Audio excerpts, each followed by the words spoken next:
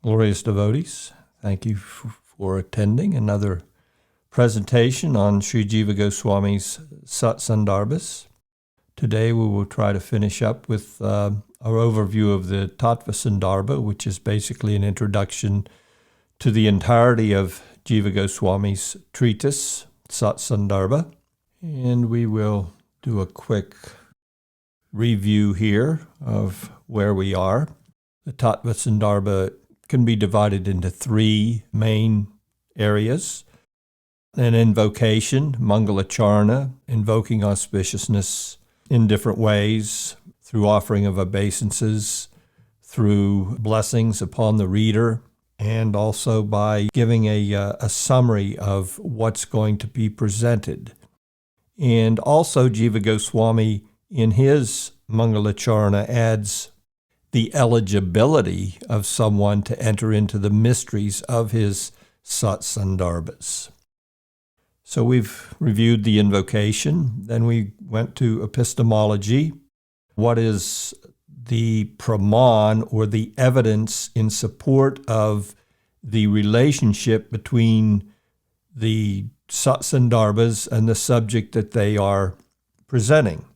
Therein, after some lengthy discussion, Jīva Gosvāmī emphatically declares that of all the scripture that's available to humanity at this point in time, the Bhagavata Purāṇa, Srimad-Bhāgavatam, is the topmost Praman, and specifically the topmost Praman based upon the criteria that represents the nature of the literature itself. And then that leads us into the ontology of the Tattva Sandarbha. So epistemology is what's a reliable source for knowledge, and ontology is, if we have a reliable source of knowledge, what's worth knowing? And we began in last week's discussion with the ontology section of the Tattva Sandarbha, wherein Jīva Gosvāmī presents the fact that the Praman, the Bhagavata Purāṇa, Srimad-Bhāgavatam, is based upon the revelation, the spiritual insights of both the author, Śrīla Vyasadeva, and the speaker, Śrīla Sukadeva Gosvāmī. Their experience was beyond the senses. It was beyond. It's trans-empirical, transcendental to the empirical sense perception and the body-mind complex that's utilized to acquaint ourselves with the world around us and acquire knowledge of that world. So all this constitutes the knowable. Jīva begins with that explanation, as I said, looking to what did the author, Śrīla Vyasadeva, experience in his trans-empirical revelation, his samadhi, and through that experience make available to human society in a written form as best as is conveyable in words what that experience was all about. And simply there were three main components of his revelation.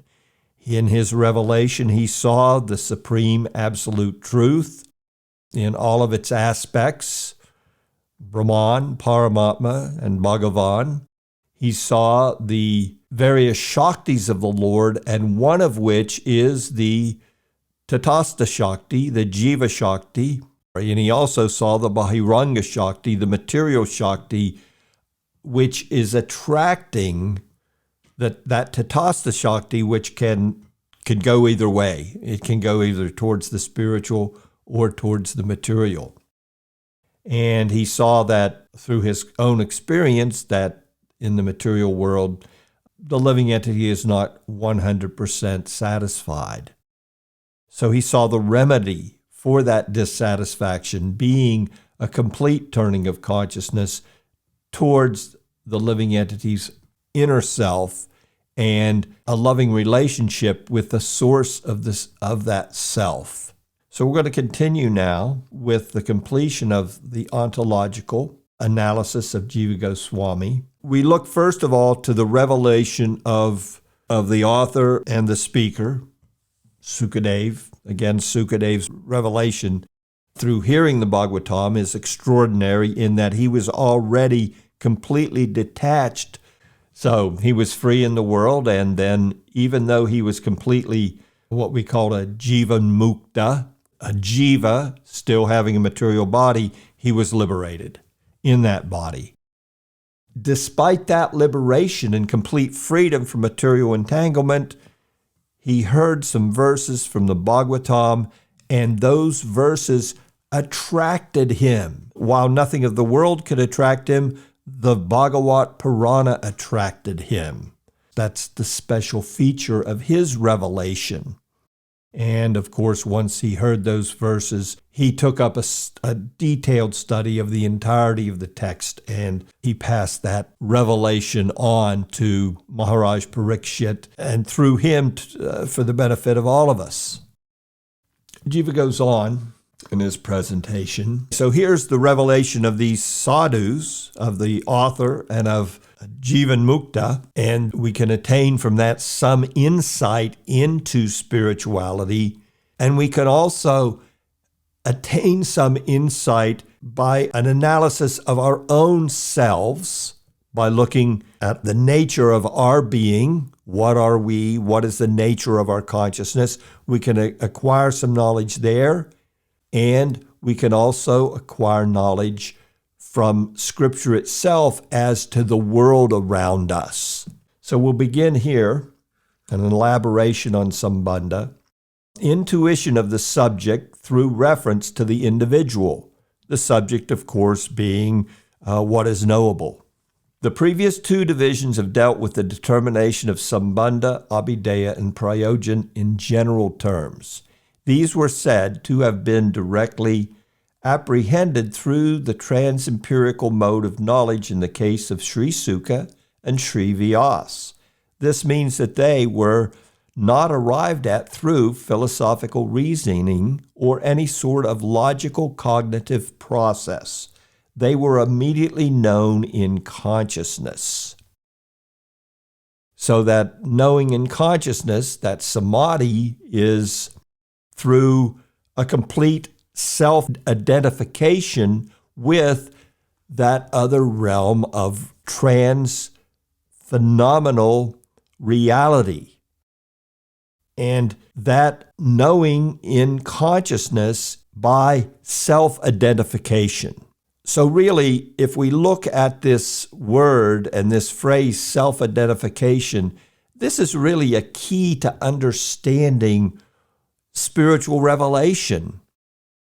Of course, it's the key to understanding our material life. Our material life is all based on self-identification.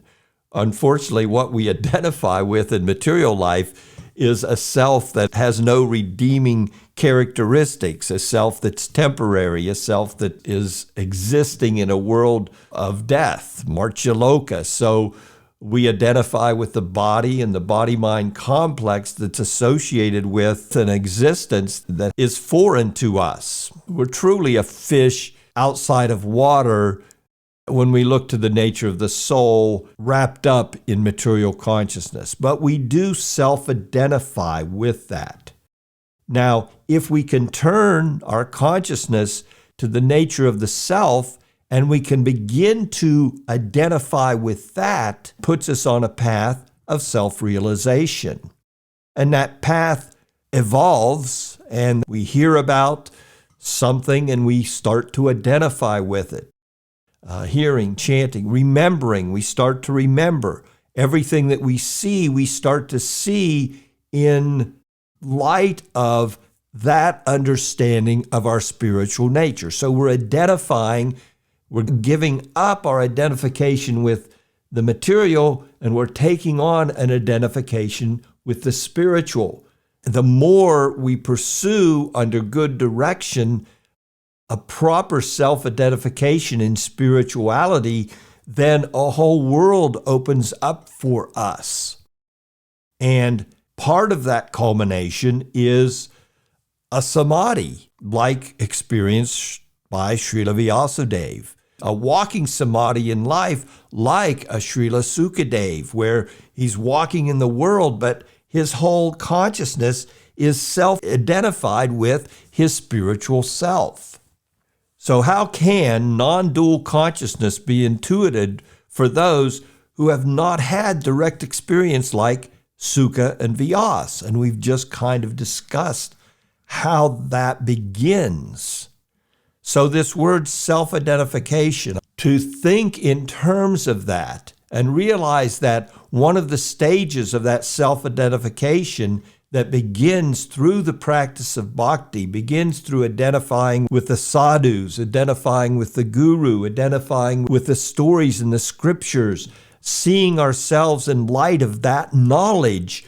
That's going to gradually bring us to a level of remembrance, smaranam, that's going to let us enter into a state of walking samadhi.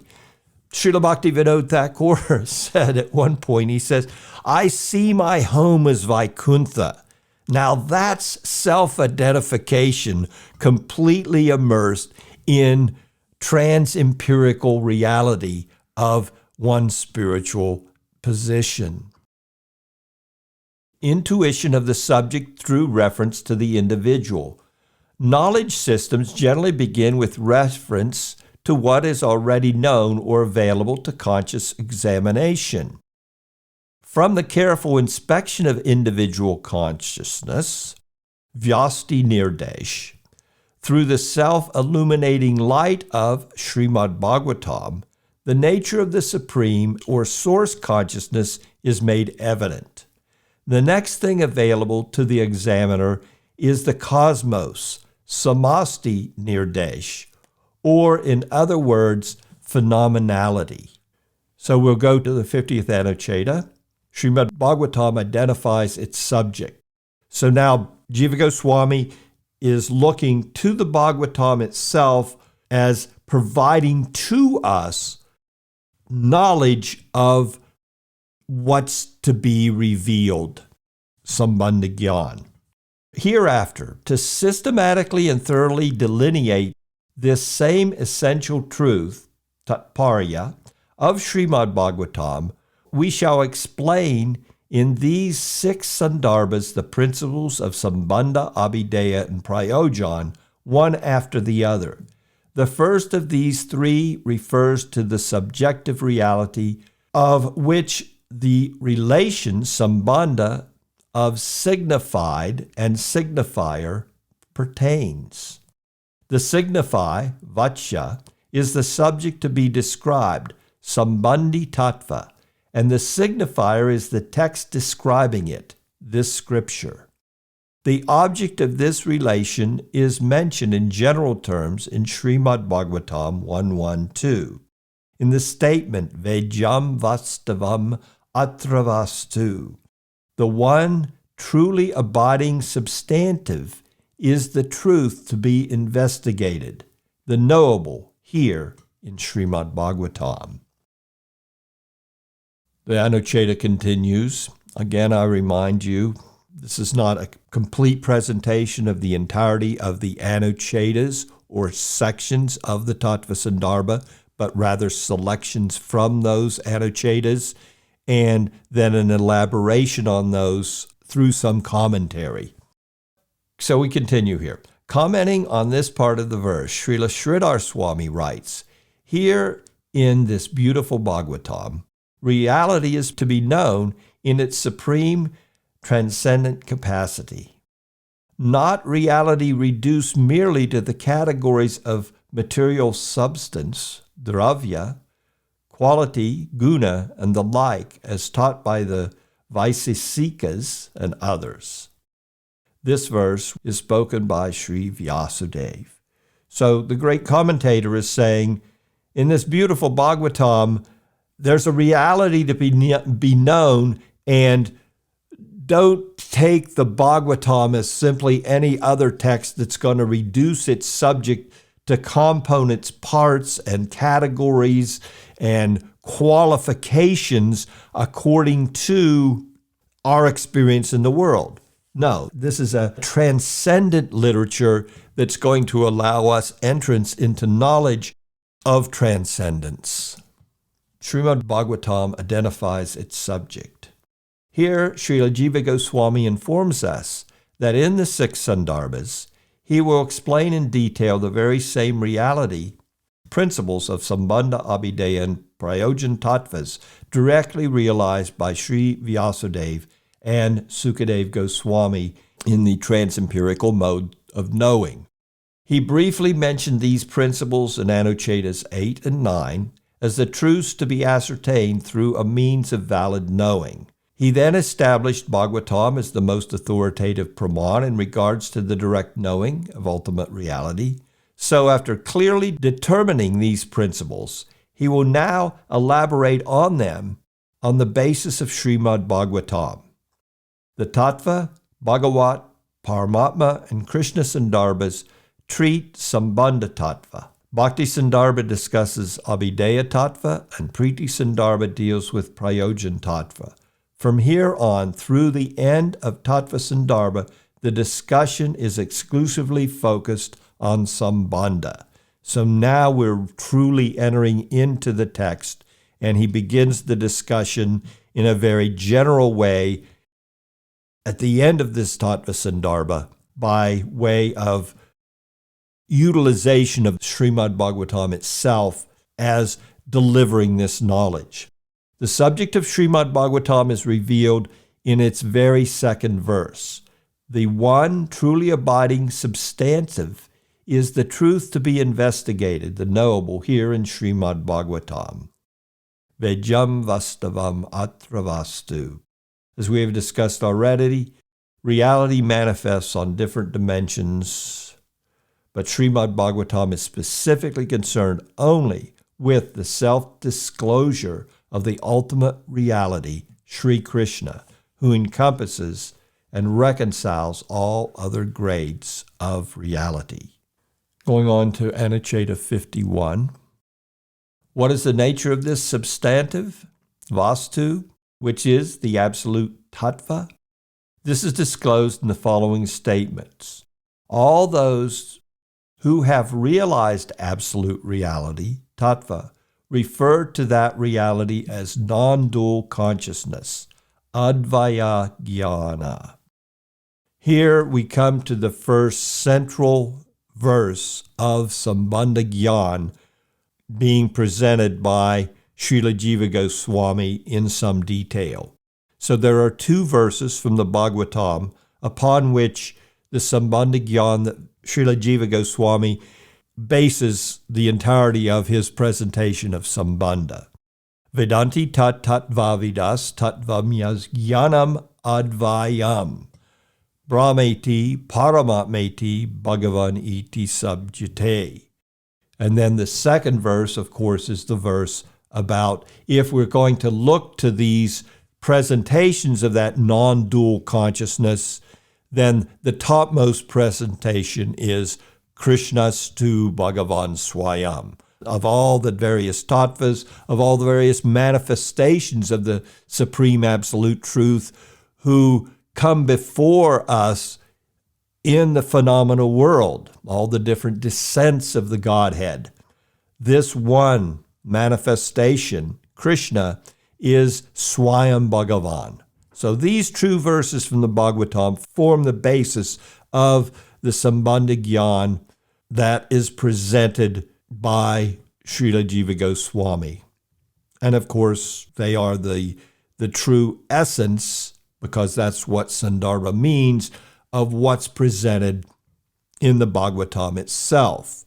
If we can get to this understanding, then we'll have the key to fully unlock all the mysteries of the Bhagavata Purāṇa. Here the word jnana indicates that the Absolute is purely of the nature of consciousness. Additionally, the non-dual nature of this reality is established on the following grounds.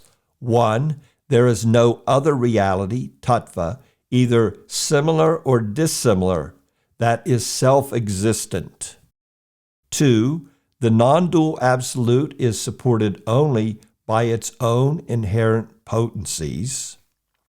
And 3, these potencies can have no existence without it as their absolute foundation. This is going to be elaborated on extensively in the second of the Sandarbhas, the Bhagavata Sandarbha.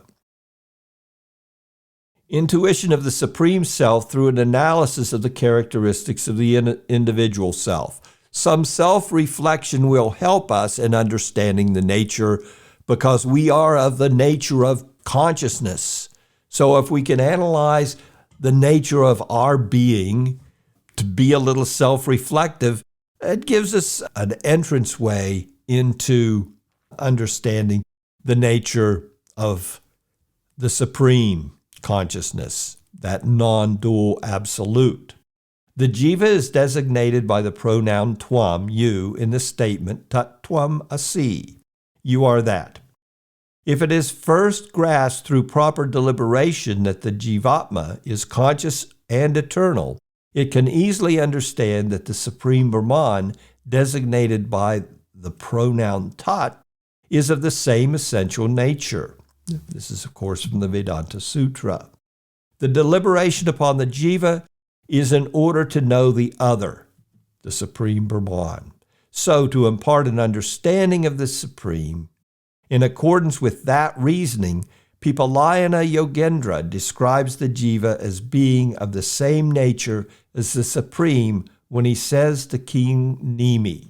Now, Jīva Gosvāmī is bringing us into the Bhagavata Purāṇa's 11th canto, because it is the witness of the different states, childhood, youth, and so on, of the transient material body. This Atma is without birth, growth, decay, or death. Although the Atma is exclusively of the nature of consciousness, present everywhere, eternal, and invariable, it appears to assume various forms under the influence of the sense perception and cognition. Just as the vital force, prana, within the body, although one, appears as if many in contact with the various senses. In looking deeply at one verse spoken by Pipalayana, we can see if we become a little contemplative of our situation and we see that our life force extends out from us through our conscious energy, pran, and it basically animates all of our senses. And in that animation, we can interact with the world around us.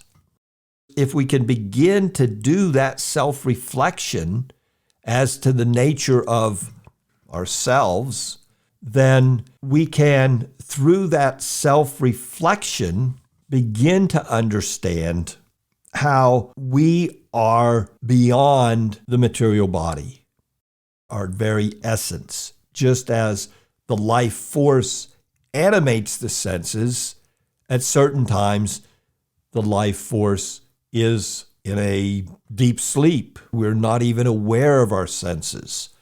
So in a similar way, we can see some correspondence between the life force that animates the body and the nature of the Atma, the essence of our very being, animating a material body and through all its different stages.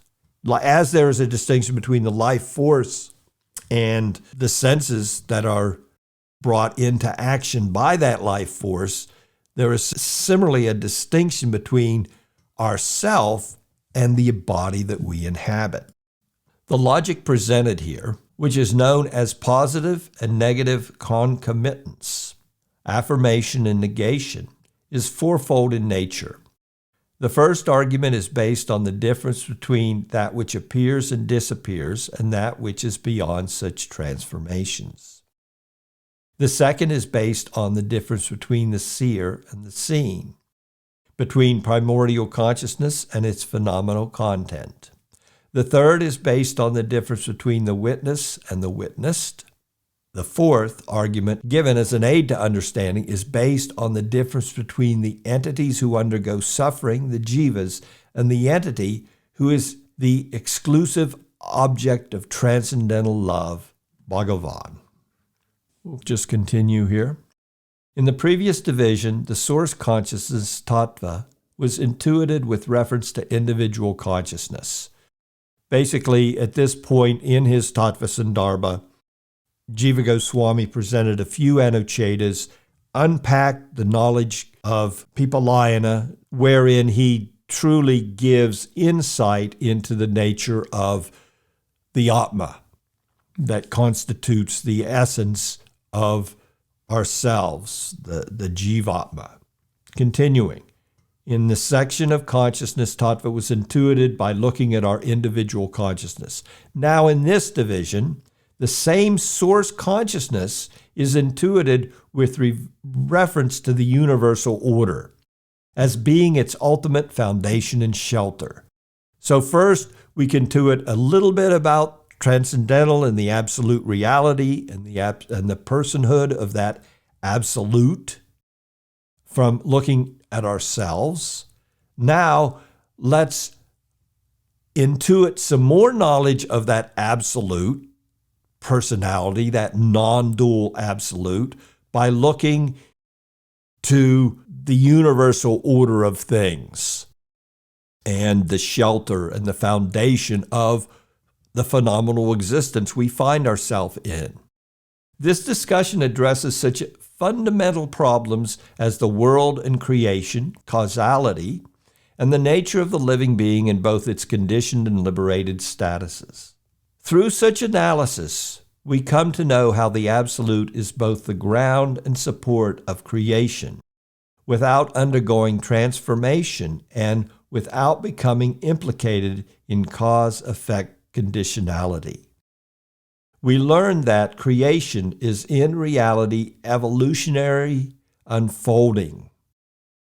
From its most subtle principle of Mahatattva or cosmic intellect right down to the Mahabhutas or the gross physical elements.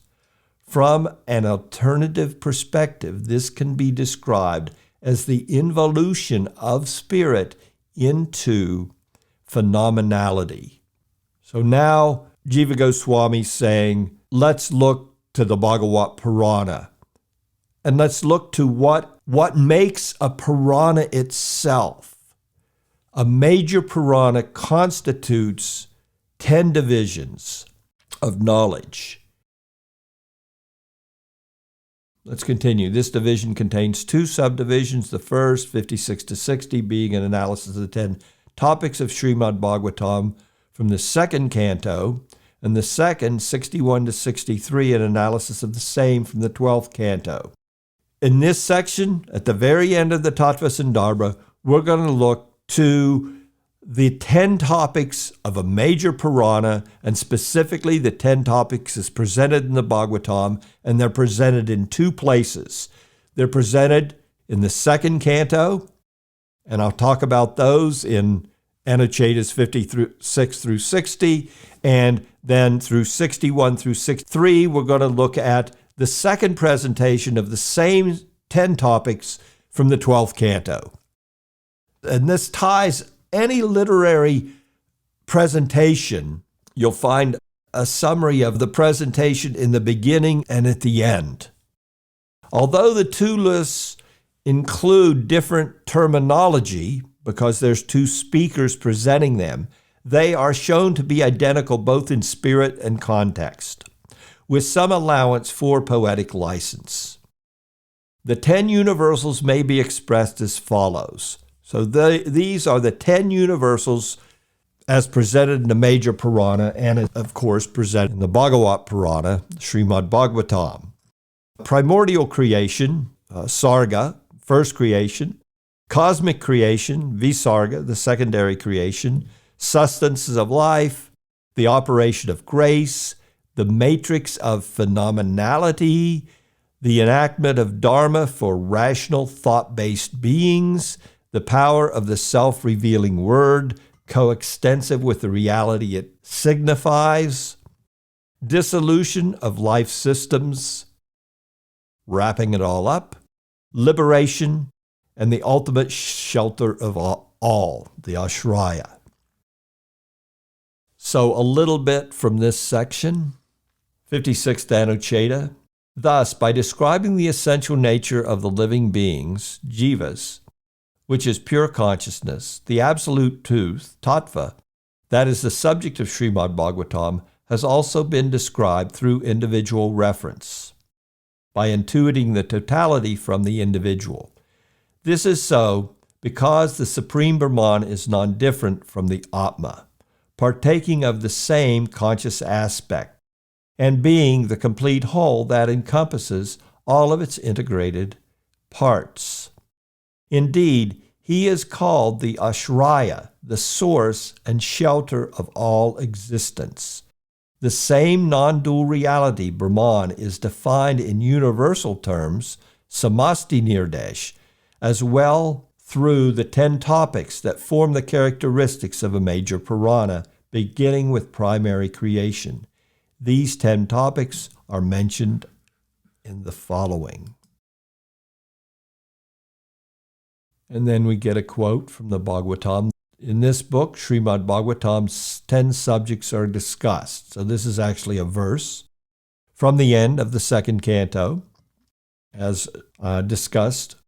10 subjects, Sarga, the original, setting in motion of primordial nature by the Lord, primary creation, Visarga, the secondary creation of the primal cosmic being, Brahma, Sthana, the sustenance of the living beings, Posana, the mercy displayed by the Lord in nurturing his devotees, Uti, the subconscious imprints and desires that promote engagement in goal-oriented action, all those impressions that go from one body to the next. We call that karma, and karma manifests differently from the seeds all the way through to the recognized karma that's now influencing us and our existence. Manvantara, the religious path enacted by Manus. In other words, there is some rhyme and reason to the material world. It's not that everything's just happening by chance. Anuccheda, narrations of the Lord and his devotees. And there is a way for ultimate liberation that's presented in a Puranic discourse, which is narration of the Lord's pastimes and activities, his leelas, and his devotees.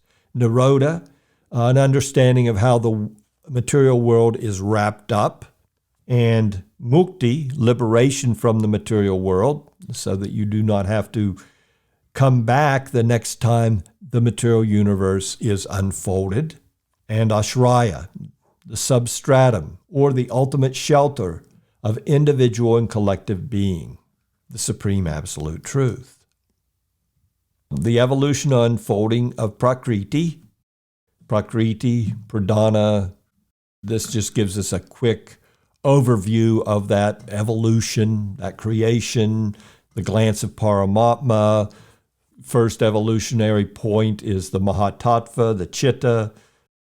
The Pradhan becomes disequilibrated. In other words, it falls out of a complete state of equilibrium. The trans-empiric ego, ahankar is the ego and also the carrying of all those impressions and the unfoldment of their various modes of material nature, deities, the intellect, the senses and the sense objects, mantras and the material elements.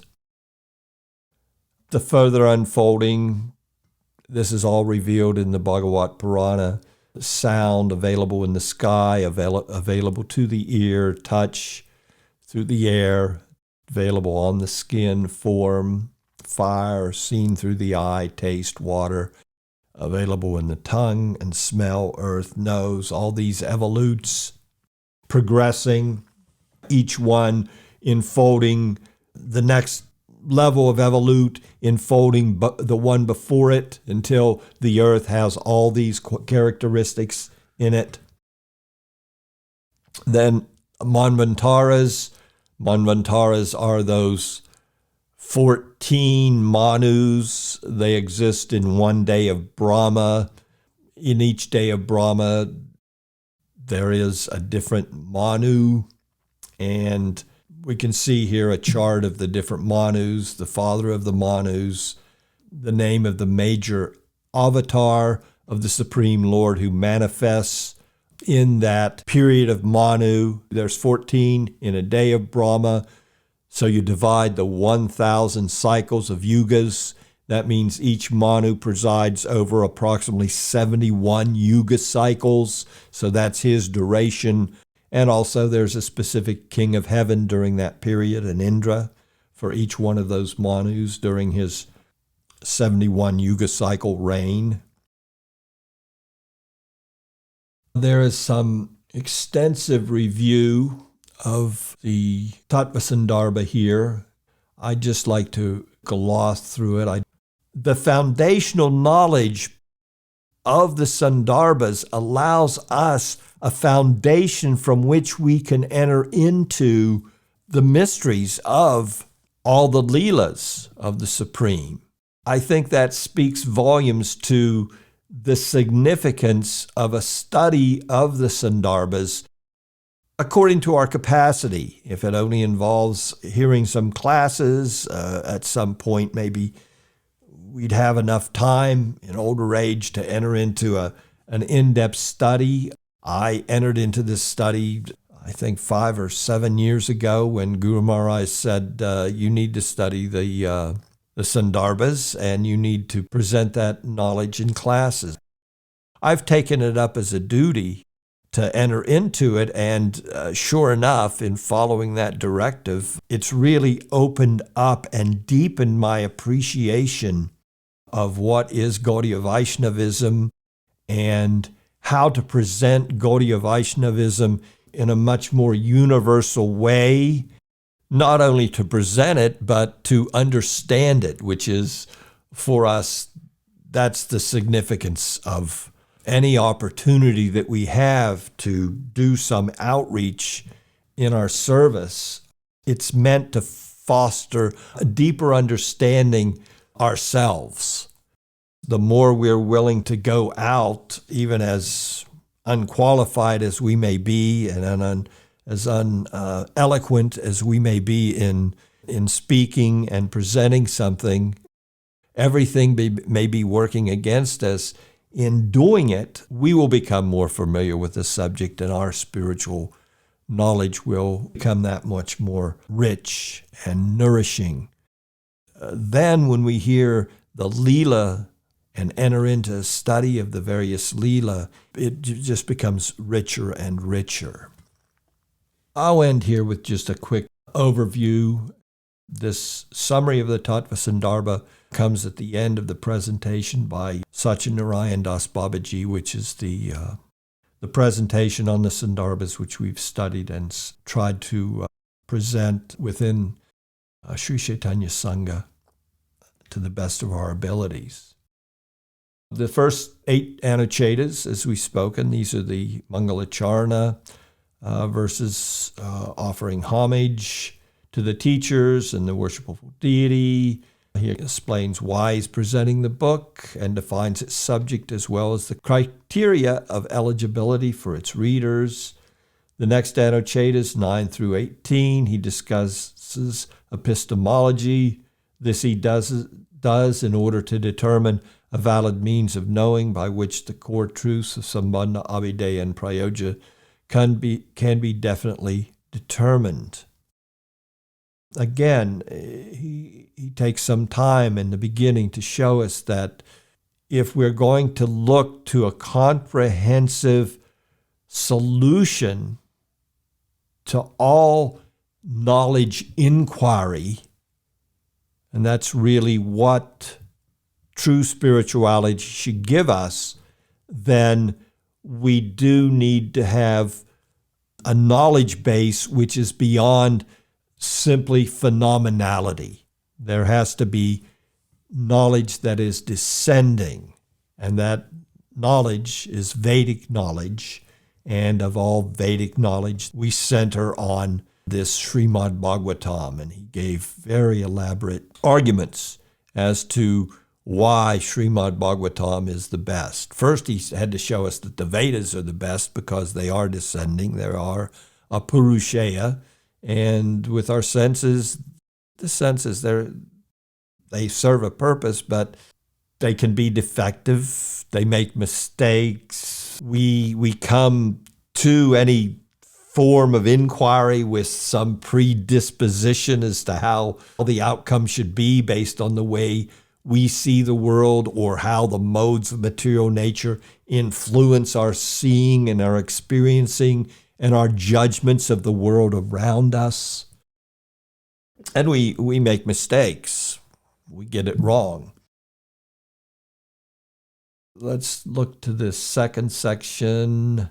Concerns the self-disclosure of the same truth from the supercognitive samadhi of Śrīla Vyasa, the author. And this little summary here, the main principles derived from these two sections. These two sections being the sections talking about the samadhis, the revelations of both the author and the speaker, Śrīla Vyasadeva and Sukadeva Goswami, respectively. The subject to be realized, Sambandhi Tattva, in Srimad Bhāgavatam is Sri Krishna. The subjective reality, Sri Krishna, is the original supreme person, Swayam Bhagavan. He is inherently self-endowed with variegated potencies, which are divided into three main categories: intrinsic, extrinsic, and intermediary. Maya, his extrinsic potency, functions under his direction, but cannot control him. 5, the jivas, although integrated conscious parts of Paramatma, are causelessly and beginninglessly bound by Maya. The jivas cannot transcend Maya by their own initiative, as much as we can try, and believe me, there are yogis out there that give it one heck of an effort. For lifetimes, they try to free themselves from Maya. And then there can be some problems, even for those great yogis. We need help, all the help we can get, and the more good help we can find, the better off we'll be. Unconditional turning of awareness and devotional surrender to Bhagavan is the jiva's only means, abhideya, of ultimate attainment. Unconditional being the key word there. And the ultimate completion, prayojan, of such devotional turning culminates in the pervasion of prema, divine love of Krishna. We're going to stop there. Thank you so much, everyone, for your association. I hope this presentation has nourished you in some way. Vanchakalpatubhischa, kripasinabhevacha, patitanam pabebhyo, vaishnavijya namo namaha. Krishna Kirtana Gana Natana Pano Premamritam Manidhi